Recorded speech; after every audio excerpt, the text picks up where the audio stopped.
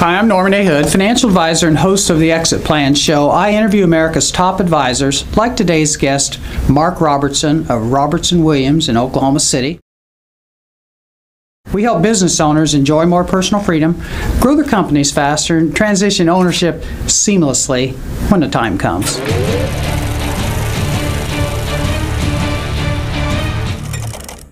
Welcome to the show, Mark. It's good to meet you. Yeah, nice to meet you too. Yeah.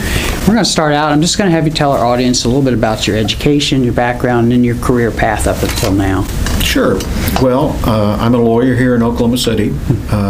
Grew up in the Air Force, so you name it, I lived there. But Oklahoma City was a wonderful place to settle down, and went to high school here. Graduated from a small liberal arts college in Indiana, DePaul University. Came back to Oklahoma to go to law school here. So went to the University of Oklahoma. Spent my junior year abroad at the University of Edinburgh in Scotland studying international law. Oh, interesting. Where I learned a lot about Scotch whiskey and Scotch culture and a little bit of international law as well. So, became a lawyer, started practicing in a litigation law firm here in Oklahoma City, and decided that being on the side where the deal has already fallen apart wasn't really what I enjoyed doing, and so I changed law firms, went to a firm that was more of a transactional and tax law firm, and was there for a number of years when my law partner Tom Williams and I decided to strike out on our own and build our own firm, and that's what I've been doing ever since. Good. You and I just met, as we said. How would the people that know you the best, your friends or relatives, how do you think they would describe you personally? I think they would describe me as outgoing. I certainly enjoy what I'm doing. Helping businesses and families that own those businesses has been a real challenge and fun thing to do as a lawyer. Try and stay away as much as I can from the courthouse. Right. Occasionally have to go there, but for the most part, I enjoy doing what I do, and I think it shows. Yeah, I think that litigation background probably helps you in the planning area, to things to plan to avoid. It really does, because if you don't know what the consequences are of something going wrong, it's kind of hard to plan for it. Yeah, right. As far as Robertson Williams, can you tell us a little bit about the various services they offer? Sure. We're a small law firm. We have 9 lawyers.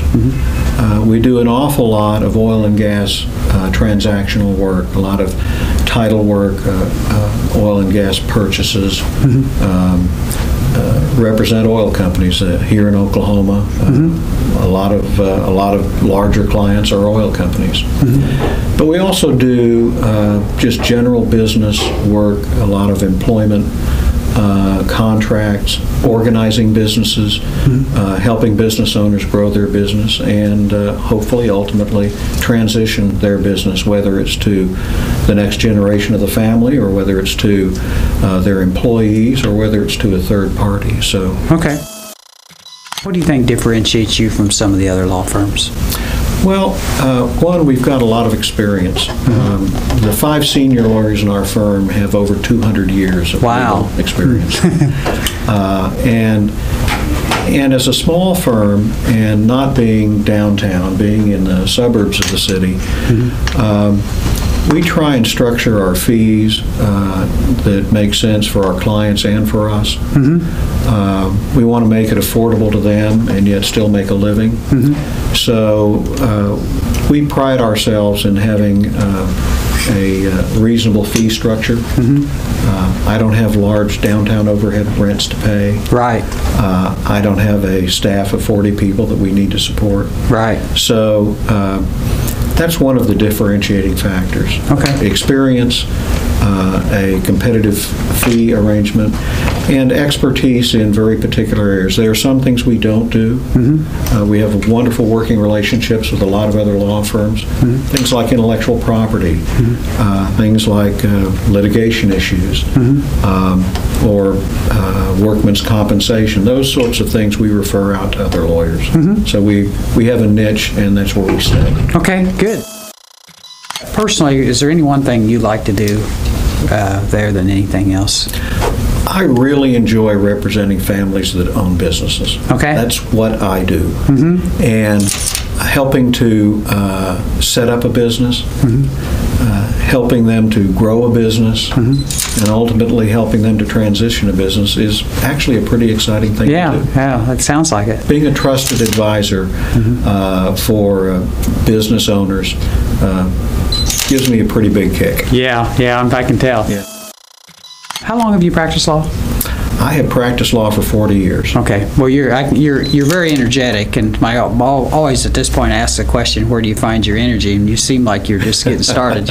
Well, I still have kids in college. Oh, okay. Well, that answers that. We started very late in life, and so that answers I still have tuition payments to make. Okay, enough said. Yeah. Okay, last question. A lot of business owners that watch our show, they're interested in one of 3 or 4 different things. Maybe a way to get a little more personal freedom. They feel like they're spending more time than they'd like in their business, want to spend more time with their family or do some, hobbies or whatever. Number 2, they want to find out a way to grow their business faster.